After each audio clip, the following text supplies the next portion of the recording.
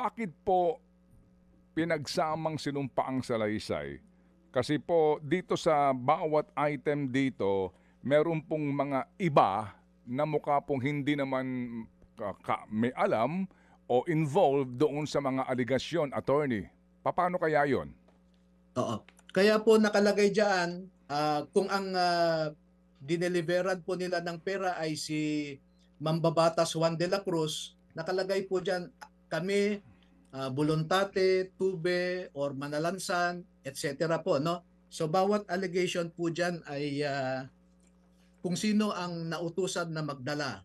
Ngayon po, doon sa mga membro ng House of Representatives ay lahat po sila ang nakakakita, no? Dahil yung iba namamalagi doon sa office ni Zaldico sa Appropriations Committee at yung iba naman ay doon sa yung helicopter landing pad, no? At doon lumalabas yung ibang mambabatas at nakikita po nila lahat ito. Mga kapatid, brothers and sisters, saan ka pa? Dito na tayo sa totoo.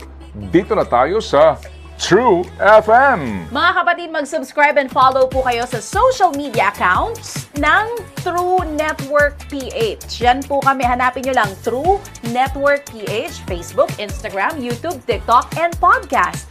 Mapa Apple or Spotify man yan, mahahanap nyo kami. Lahat ng mga napapanood at napapakinggan nyo po sa programa, nasa social media accounts namin yan. So, paano mga kapatid? See you sa social media!